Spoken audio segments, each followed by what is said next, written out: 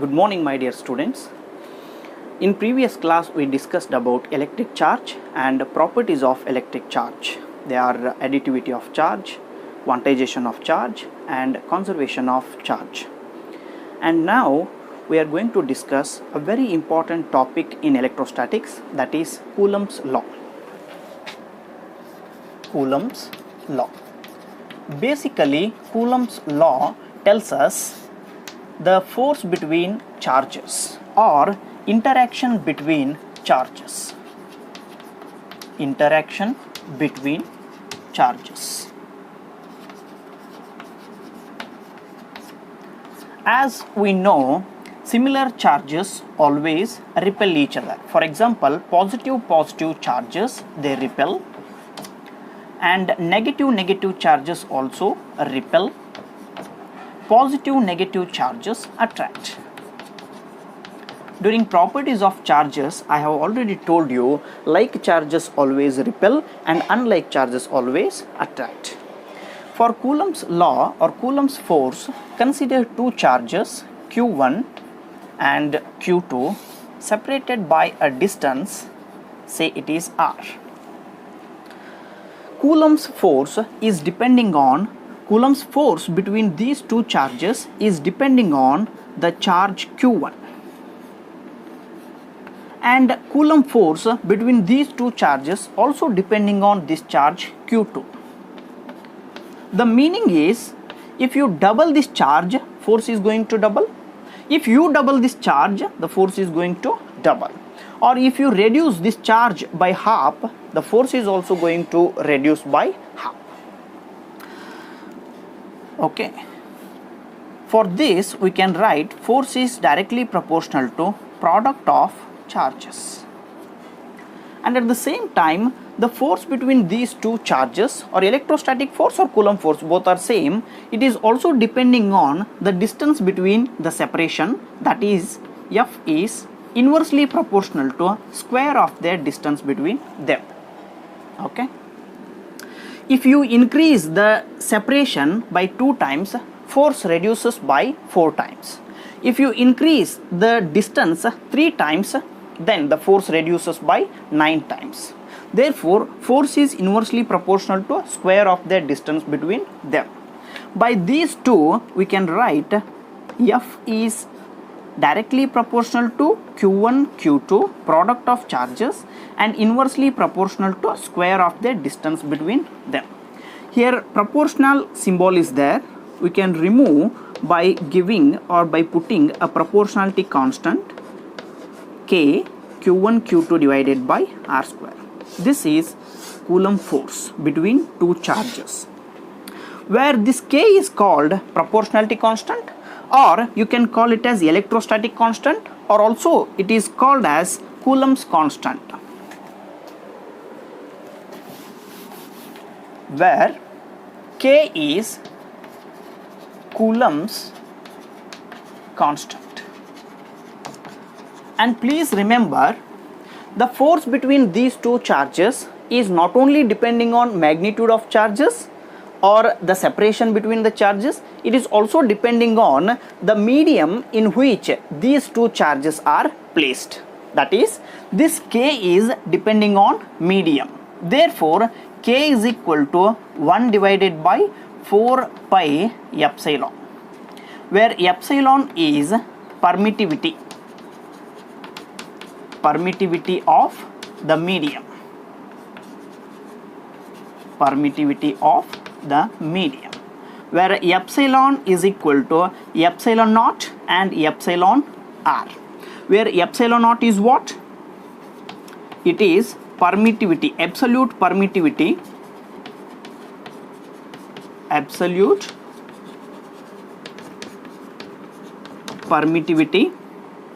of free space. You can call it as air or vacuum also. And epsilon r is what? Permittivity, relative permittivity.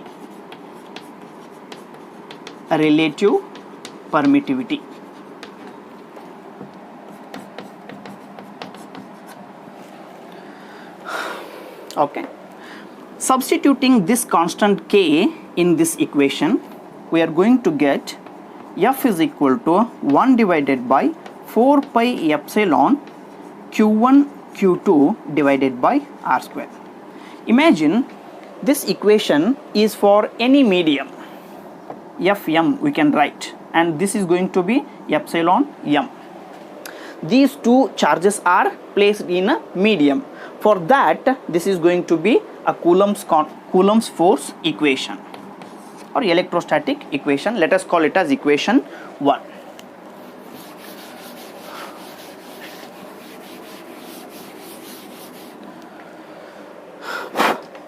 Now, for free space or air or vacuum, F naught is equal to 1 divided by 4 pi epsilon naught Q1 Q2 divided by R square. Let us call it as equation number 2. This equation is for free space. Okay. Please observe this equation, my dear students. Fm is equal to 1 divided by 4 pi. In place of epsilon m, we can write epsilon naught epsilon r. Epsilon naught epsilon r Q1 Q2 divided by R square. And Fm is equal to 1 divided by epsilon r into bracket 1 divided by 4 pi epsilon naught Q1 Q2 divided by R square.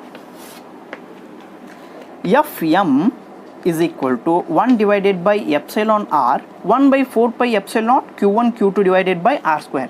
This is F naught. Okay. Therefore, relative permittivity is equal to F naught divided by Fm, where F naught is force between two charges in air and Fm is force between two charges in medium, in any medium. We can write it in words also.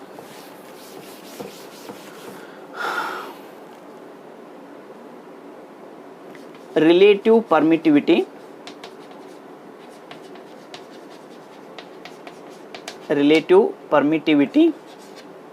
is ratio of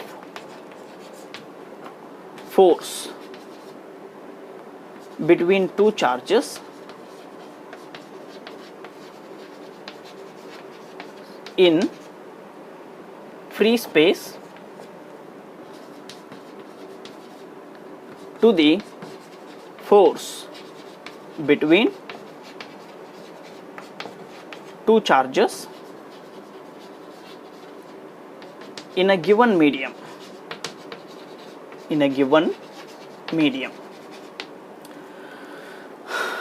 Where epsilon r is equal to F naught divided by Fm, or it is also called as ratio of, from this we can write epsilon m divided by epsilon naught.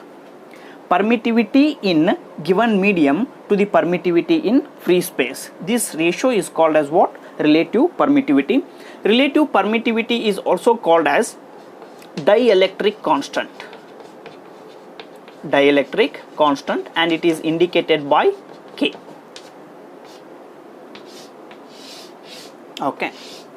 For free space, okay, for air, epsilon r is equal to, relative permittivity is equal to 1 for free space.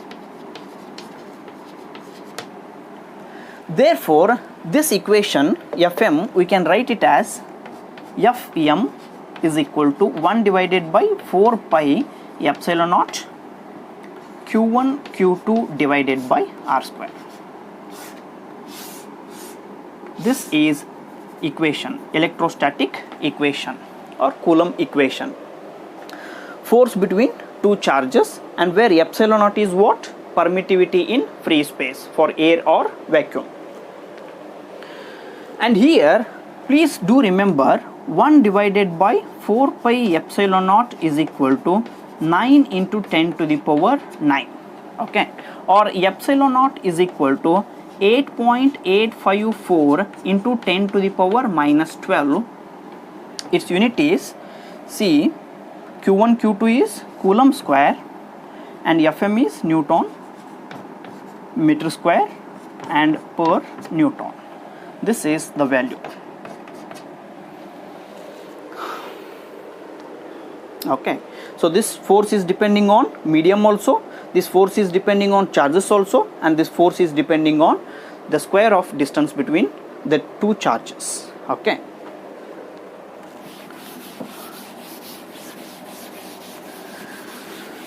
Now we shall write the statement.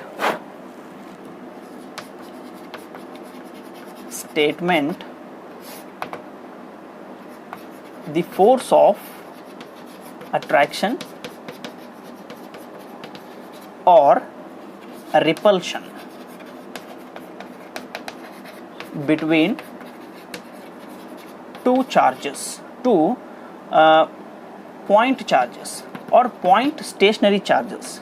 Charges are not supposed to make any moment.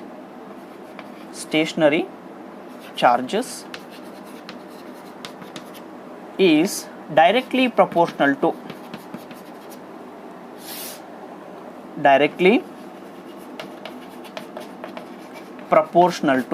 product of charges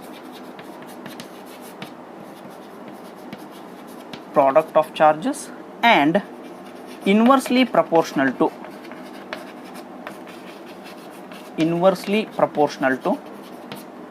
square of the distance between the charges. And one more very important point, dear students, this force, Coulomb force, it is a central force. Okay, it acts center to center, or you can say it always acts along the line joining the two charges, along the line joining the centers of two charges. Therefore, we call Coulomb's force or electrostatic force is a central force. For example, say this is charge Q1 and this is charge Q2, and these two charges are separated by a distance r. Q1 applies force on Q2 in this direction. Okay, and similarly Q2 also applies force on Q1 in this direction. Say this is force on 2 due to 1. Force between these two charges, you can write it as F21 for force on second charge due to first charge, and here force on first charge due to second charge. This Q1 can apply force on Q2 only in this direction, along the line joining the two charges. This charge cannot move this charge in this direction, in this direction, in this direction, or any other direction rather than along the line joining the two charges. Similarly here also.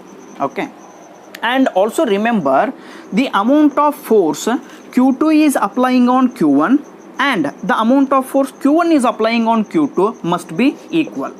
That is F12 is equal to F21. Magnitude wise these two are same, but you can see the direction is always opposite, or you can write it as negative. Since force is a vector quantity, we are supposed to write negative sign. These two forces are equal and they are opposite. And this, by observing these two, you can write it as Coulomb's force always obeys Newton's third law. Coulomb's law obeys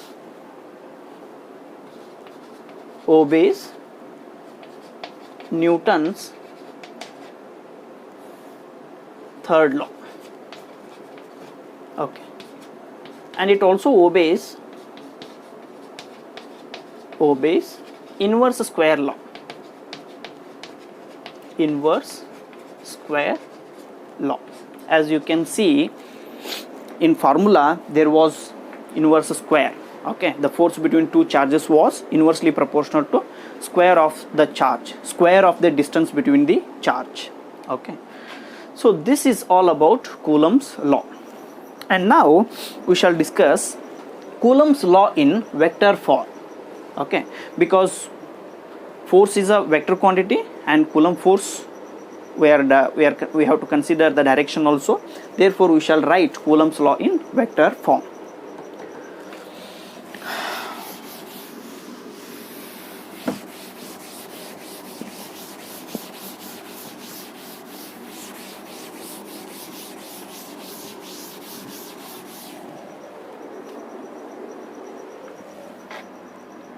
Coulomb's law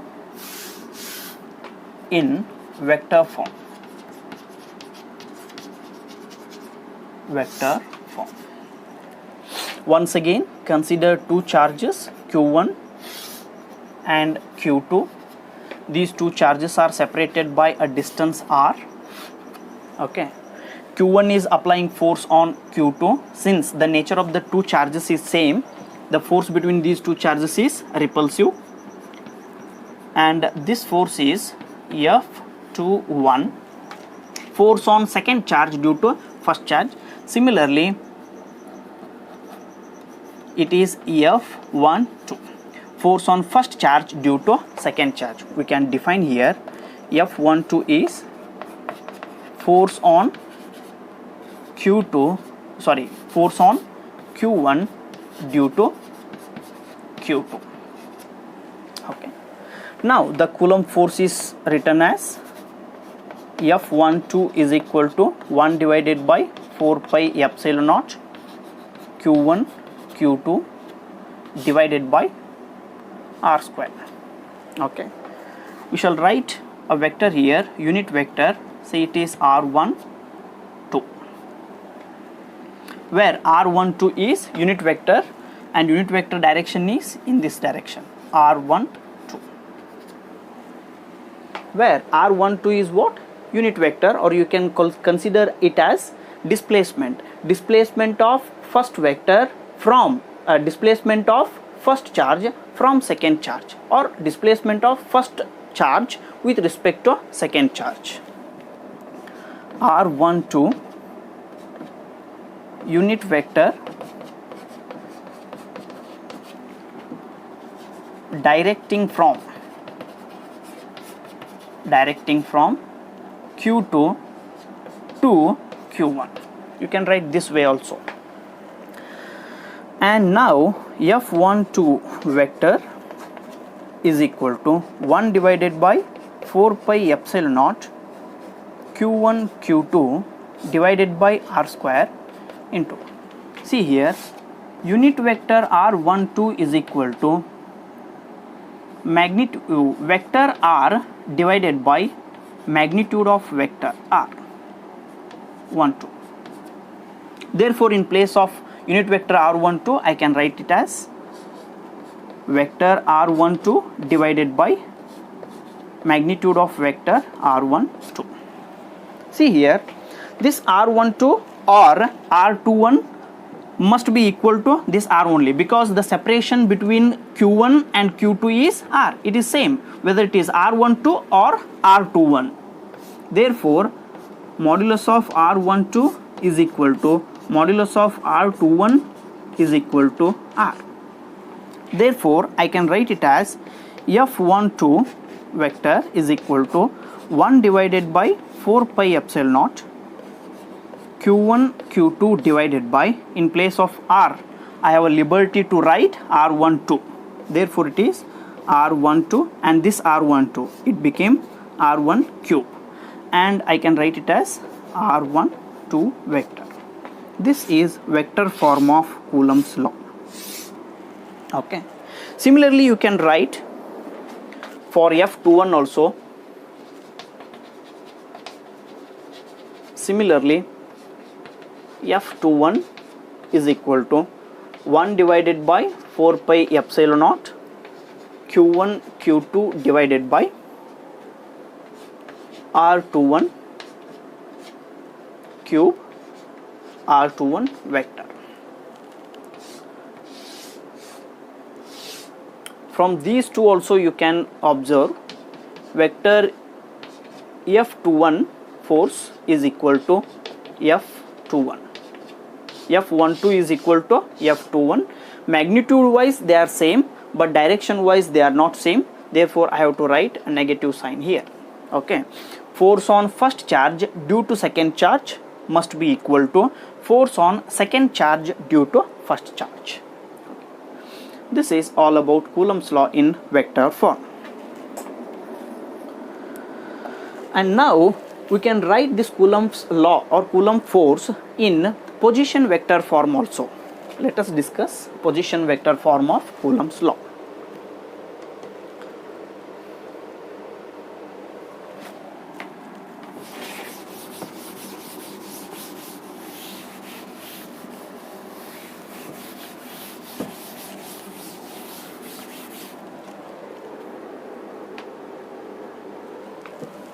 In position vector form.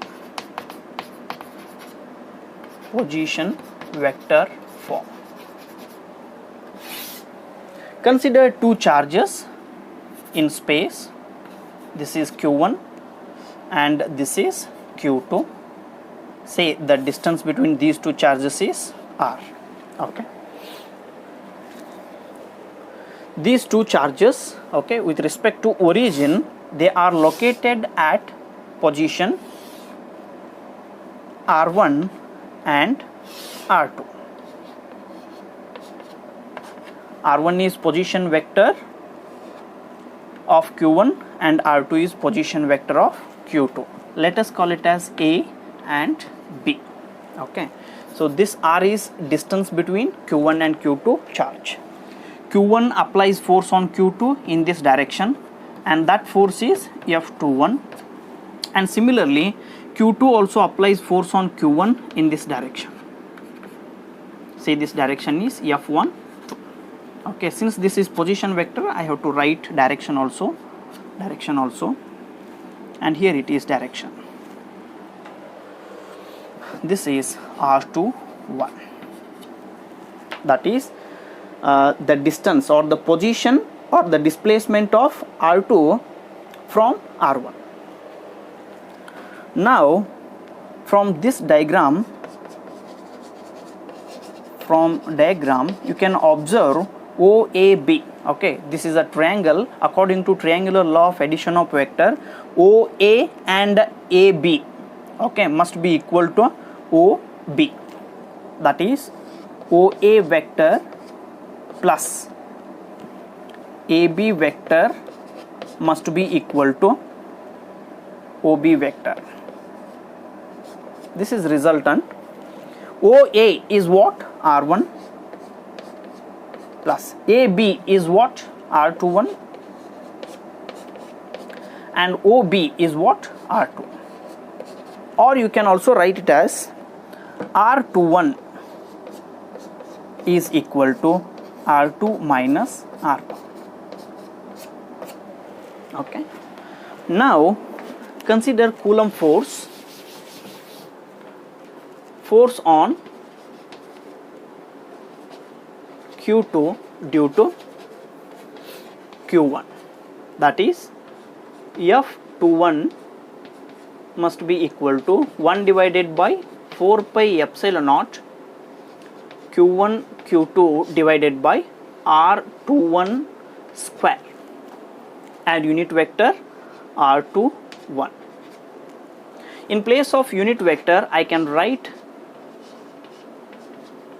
1 divided by 4 pi epsilon naught Q1 Q2 divided by R21 square, vector R21 divided by magnitude of vector R21. Okay, and as we know, vector R21 is equal to R2 minus R1, and I can write here F21 is equal to 1 divided by 4 pi epsilon naught Q1 Q2 divided by R21 square R21. This is also magnitude, this is also magnitude. This is magnitude of the distance between the two charges. Therefore it is R21 cube and R21. and F21 is equal to 1 divided by 4 pi epsilon naught Q1 Q2 divided by R21 is what? R2 minus R1 cube,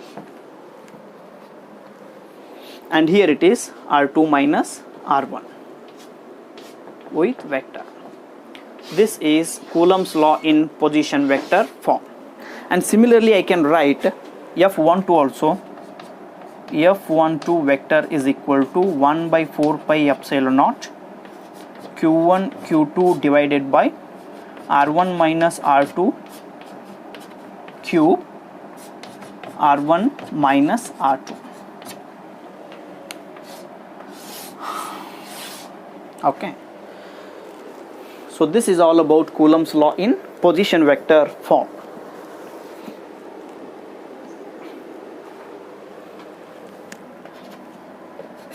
Here we have used triangular law of addition of vector. This is OA and this is AB and this is OB.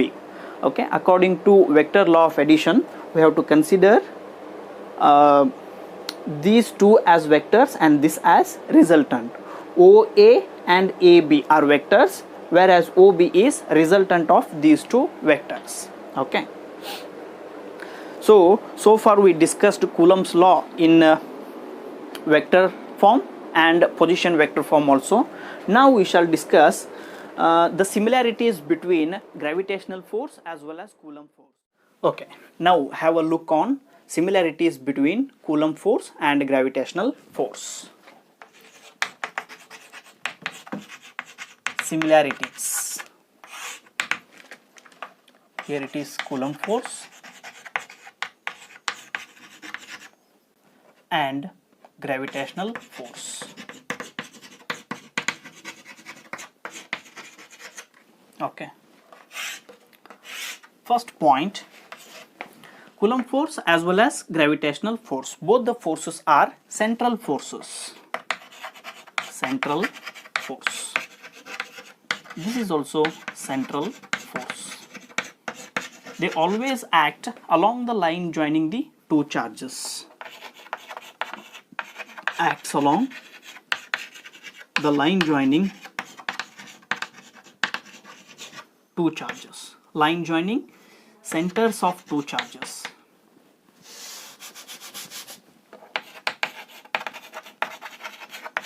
Line joining centers. Okay. Second point, Coulomb force and gravitational force both obeys inverse square law. Inverse square law. This gravitational force also obeys. You can observe the equation, my dear students. Gravitational force F is equal to G m1 m2 divided by r square. This is force between two masses. And similarly, electrostatic force is F is equal to K q1 q2 divided by r square. Here it is inverse square, inverse square. And both gravitational force as well as Coulomb force are conservative forces. Conservative force. And gravitational force is also conservative force. Its meaning is work done by the force is independent of path followed, or for any closed path the work done by the force is equal to 0, or work done is independent of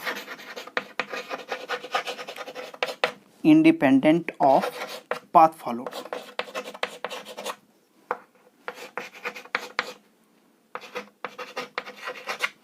Work done by the force is independent of path followed. And fourth one, both Coulomb force as well as gravitational force are long range force. Long range force. Even gravitational force is also long range force. Okay. So these are similarities between Coulomb force as well as gravitational force. And now we shall have a look on dissimilarities.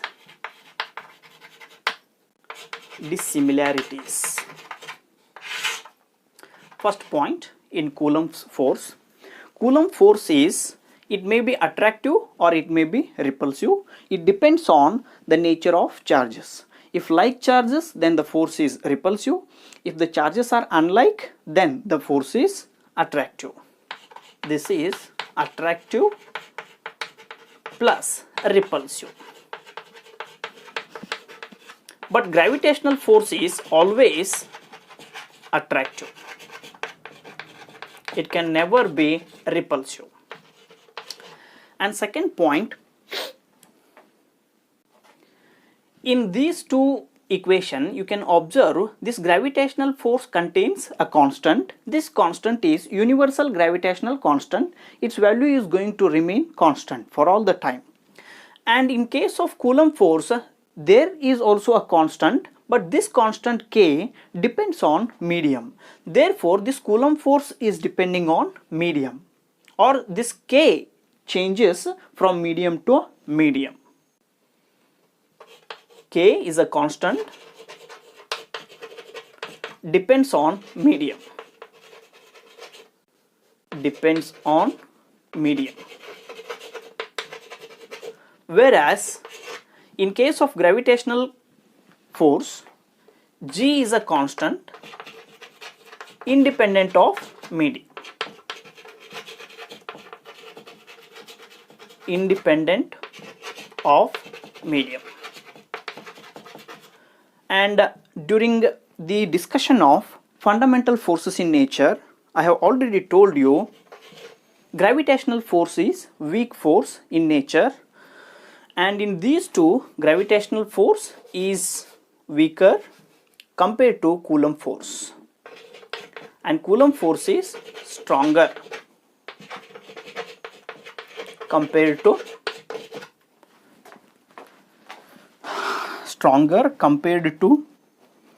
gravitational force.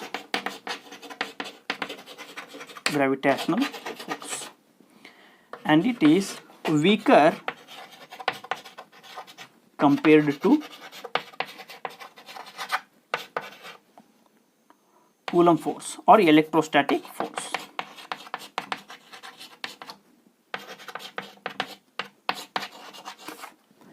It is approximately 10 to the power 39 times stronger than gravitational force. 10 to the power 39 approximately. Coulomb force is 10 to the power 39 times stronger than gravitational force. Okay, my dear students, these are the similarities and dissimilarities between Coulomb force and gravitational force. So we shall close today's discussion, and in very next class we shall start a new topic, that is electric dipole. Okay, thank you.